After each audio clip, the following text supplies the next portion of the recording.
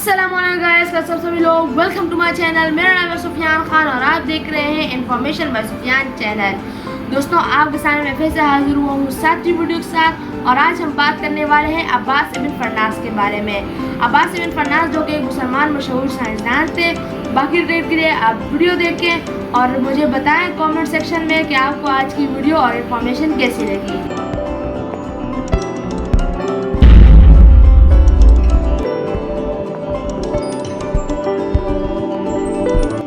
عباس ابن فرناس، مکمل نام عباس ابو القاسم ابن فرناس ابن ورداس، لاطینی اور انگلش میں نام عباس ابن فرناس۔ پیدائش اندازاً 810 اسپین کے ایک شہر روندا میں۔ وفات اندازاً 887۔ سائنسی شعبے انجینئرنگ، ہوابازی اور طب۔ اہم کارنامہ پرواز کا اولین تجربہ اور راک کرسٹل کی دریافت۔ عباس ابن فرناس ایک بربری اندلسی ہر فن مولا شخص تھا، موجود انجینئر، ہوابازی کا ماہر، طبیب، عربی کا شاعر اور موسیقار۔ وہ پرواز کے لیے اپنی کوششوں کی وجہ سے شہرت رکھتا ہے۔ عباس ابن فرناس کے نام کو بعض اوقات ایک اور ہسپانوی شاعر عابس بن ناصح متوفی 844 کے نام کے ساتھ خلط ملط کر دیا جاتا ہے، کیونکہ اس کا تعلق بھی ہسپانیہ سے تھا۔ عباس ہسپانیہ میں روندا کے علاقے میں پیدا ہوا۔ وہ نسلاً بربر تھا۔ ابن فرناس بڑے اختراعی ذہن کا مالک تھا اور اس کے جستجو کا دائرہ شاعری اور انسانیت سے لے کر فلکیات اور ٹیکنالوجی تک پھیلا ہوا ہے۔ اس کی شخصیت باکمال تھی۔ وہ اپنے قصیدہ گوئی اور علم و فضل کی بدولت متواتر 3 بادشاہوں یعنی الحکم الاول، عبد الرحمن ثانی اور محمد اول کے دربار سے وابستہ رہا۔ اہل مغرب کو مشرقی علوم سے روشناس کرانے میں بھی اس کا بڑا ہاتھ ہے۔ وہ پوری ہسپانیہ میں واحد شخص تھا جو الخلیل بن احمد کے علم و عروض سے متعلقہ تصنیف کو سمجھ اور سمجھا سکتا تھا۔ ابن فرناس نے عراق کا سفر بھی کیا اور وہاں کے علم و ادبی حلقوں اور اداروں کو بغور دیکھا۔ واپسی پر وہ اپنے ساتھ فلکیات کی مشہور کتاب سندھ ہند بھی لے آیا، جس نے یورپی فلکیات پر گراں قدر اثرات مرتب کیے اور اس کی مزید نشو و نما میں اہم کردار ادا کیا۔ ابن فرناس کے متعلق ایک دلچسپ بات یہ ہے کہ اس نے اڑنے کی کوشش کی۔ اس نے اڑنے کے لیے ایک غلاف تیار کیا جس میں پھر اور متحرک بازو لگے ہوئے تھے۔ اس نے اپنے تیار کردہ غلاف کی مدد سے خود اڑنے کا خطرہ مول لیا اور ایک غلاف اور مصنوعی پروں کے ساتھ بلند چٹان سے کود پڑا، لیکن اس کی پرواز زیادہ کامیاب ثابت نہ ہو سکی۔ نیچے اترتے ہوئے وہ زخمی ہو گیا اور کئی دنوں تک مرہم پٹی کرتا رہا۔ اس کے مخالفین پرواز میں اس ناکامی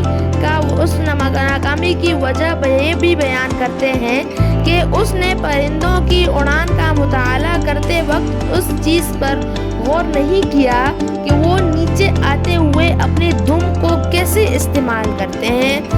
ابن فرناس کی اس پرواز کا ذکر عربی اور ہسپانوی تحریروں میں اکثر ملتا ہے۔ ابن فرناس نے اپنے گھر میں ایک سیارگاہ بھی بنائی تھی جس میں چاند، ستاروں اور بجلی کی گرج چمک کا ماحول مصنوعی طور پر پیدا کیا گیا تھا۔ غالباً اسی وجہ سے بعض تنگ نظر عناصر کے جانب سے اس پر کفر کی تہمت بھی لگائی جاتی رہی، لیکن وہ ابن فرناس کی مقبولیت کو گھٹانے میں کامیاب نہ ہو سکی۔ ابن فرناس نے ایک خاص قسم کا گھڑیال بنایا اور ایسپیئر یعنی کرہ فلکی بھی ایجاد کی۔ راک کرسٹل کی دریافت بھی اسی سے منسوب کی جاتی ہے۔ جن کتابوں میں اس کی اختراعات کا ذکر کیا گیا تھا وہ اب مکمل حالت میں دستیاب نہیں، لہٰذا اس بارے میں فیصلہ کرنا قدرے مشکل ہے کہ راک کرسٹل کی دریافت میں اس کا کیا حصہ تھا۔ تاہم راک کرسٹل کی دریافت ابن فرناس سے منسوب کرنے والوں میں ای لیوی پروونسل بھی شامل ہے، جسے ابن حیان کی تصنیف المقتبس تک رسائی حاصل تھی۔ ایک ماخذ کے مطابق المقتبس کی مصنف نے ابن فرناس کی کئی تذکرے اور اشعار شامل تحریر کیے۔ اسی ماخذ کے مطابق اس گمشدہ کتاب یعنی المقتبس کا ایک مخطوطہ حال ہی میں دریافت ہوا ہے۔ مشہور مورخین ابن سعید مقری کے مطابق وہ اندلس میں راک کرسٹل کو ایجاد دریافت کرنے والا پہلا شخص تھا۔ اس بیان سے کئی مطلب اخذ کیے جا سکتے ہیں، لیکن اتنا ضروری ہے کہ راک کرسٹل کاٹنے کا طریقہ ابن فرناس ہی نے متعارف کرایا۔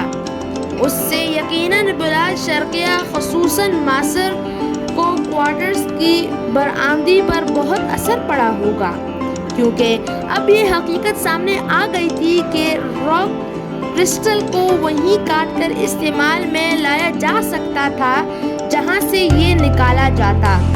اس اختراع کے باوجود شیشہ سازی کی صنعت پر کوئی اثر نہ پڑا، جو سن عیسوی سے کم از کم 300 سال پہلے شروع ہوئی تھی۔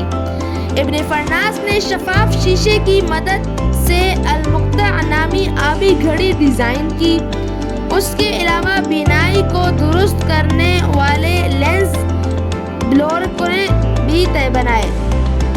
شیشے کی چھلنوں سے تیار کردہ ایک زنجیر متعلق اس کا خیال تھا کہ اس کے ذریعے سیاروں اور ستاروں کی حرکت کو متاثر کیا جا سکتا ہے۔